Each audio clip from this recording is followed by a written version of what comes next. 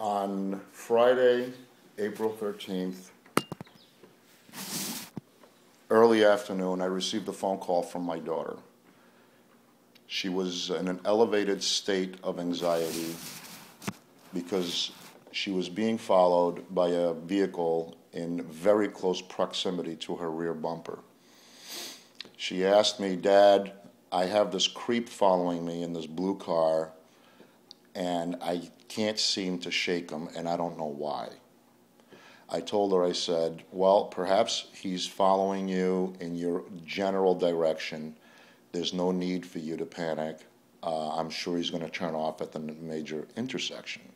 She said, "Dad, this is really not the case." I asked her why, and she told me that she has been evading him for the last 10 minutes in and out of subdivisions and side roads, faking her going to somebody's house.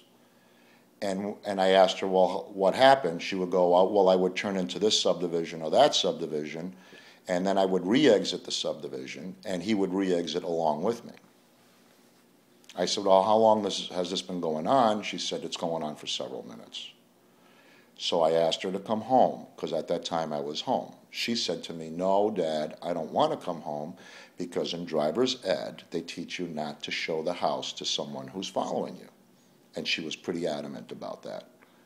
And I said, "Okay, why don't you drive to the nearest police station, which is Shelby Township Police?" She said she did not know where the police station was. After a couple of minutes of thinking of another alternative plan, I suggested to my daughter that she drive to my neighbor's house, who was outside at the time doing chores. My neighbor is a former lieutenant in a very large police department, and I've known him for over 12 years for sure. And he's been very kind to our family over the years, and he has given us advice about these matters. I took my cell phone and walked across the street to my neighbor's house. My neighbor indicated to me that he was going to go get his phone and his ID, and my daughter was welcome to park on his driveway. At which point, my daughter made a right-hand turn into the area where we live of our subdivision, and sure enough, this guy was riding a foot off of her bumper. She had parked the car in my neighbor's driveway, and my neighbor and I were standing on the driveway trying to ascertain what is it that this guy was trying to do. He rushed up to us, braked very harshly.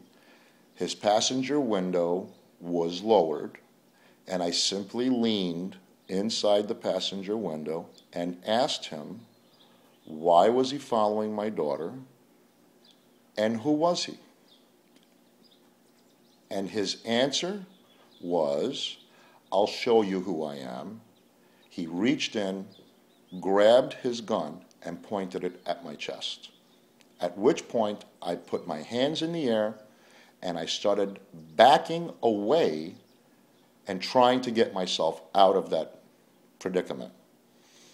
And I told him, "Why are things getting this far? What could my daughter have possibly done to you?" In the meanwhile, my neighbor, through his police experience, was approaching his car, talking to him, and begging him to put the pistol away, that there was no need for this, and that there is no danger here. And the perpetrator looked at my neighbor and pointed the gun to him.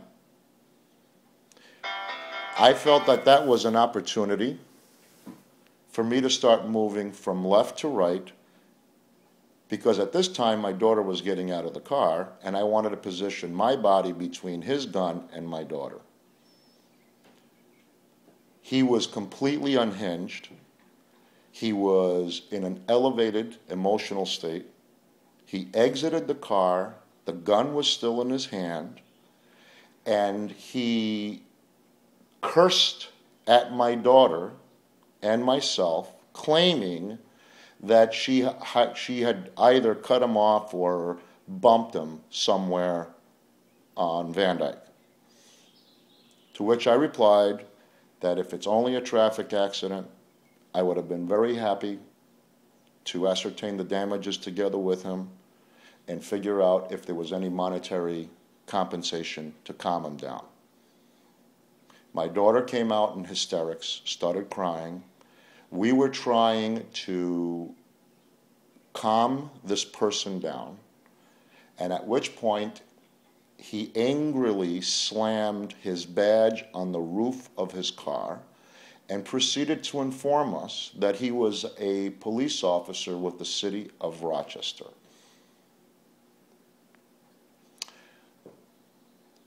At that point, I said to him, well, if you're a police officer, then everything is good.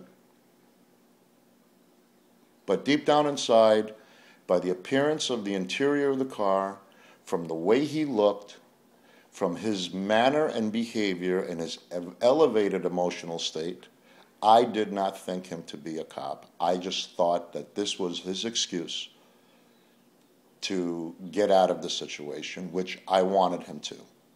Basically, just leave us alone, I bought your story.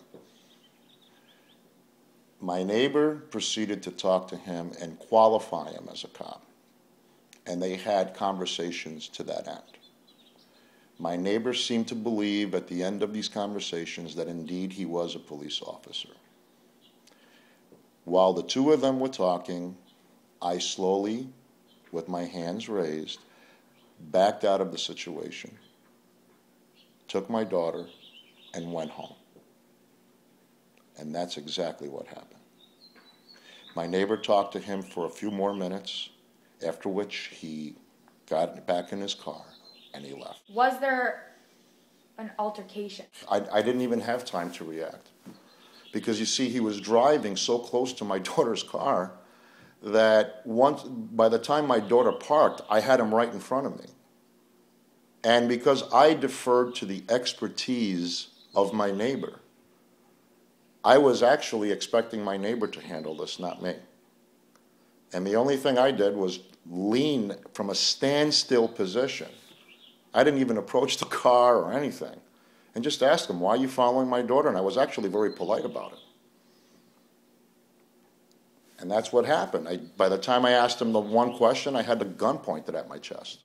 What was that like? I was absolutely shocked. My whole body went into shock. I remember staring down the barrel of his gun, of which a description I gave to the police. And I couldn't understand why is it that I was about to get shot. I just couldn't comprehend what is it that I did. And how is it that this trouble came to my house? And the very first thought that crossed my mind was, oh my God, my daughter is only a couple of feet away from me. And so the best thing I could do at this point is at the very least, position my body between him and my daughter, which is what I did. And I figured that if anybody was going to get shot, it was going to be me. And further, my elevated state of terror came in when he pointed the gun to my neighbor. And at that point, there was a few seconds of absolute panic. How is your daughter doing? She's coping with it, would be probably a better way to put it. She has feelings of guilt for, you got to remember she's underage, she's 16. She's only been driving for 6 months, and she really didn't have any clue as to what was really happening. And so she's, I guess, trying the best she can to put it out of her mind. But she does feel guilt because she feels that she's endangered her father through some action of her own, when in fact there was no action. Did they ever get in an accident? No, they did not. There was no damage to either vehicle. In my mind, what's even more alarming is that what would he have done to my daughter had he caught up with her alone? See, this officer did not call Shelby Township Police, as is protocol. He took it upon himself to follow somebody and stalk them for the better part of 15 minutes.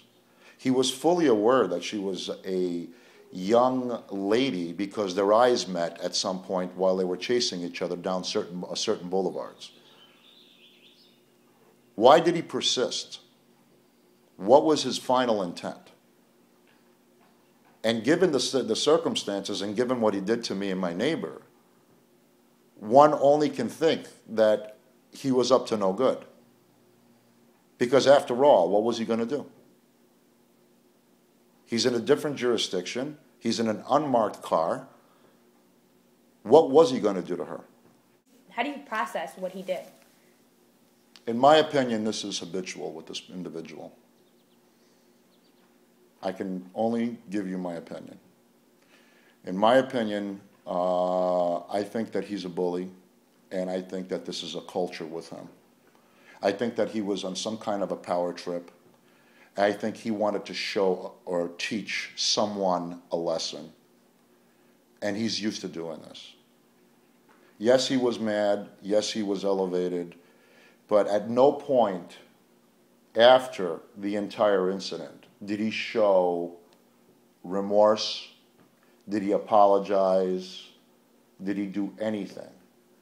This guy was in control of the entire situation from start to finish, up until the time he got in his car and he left my neighborhood.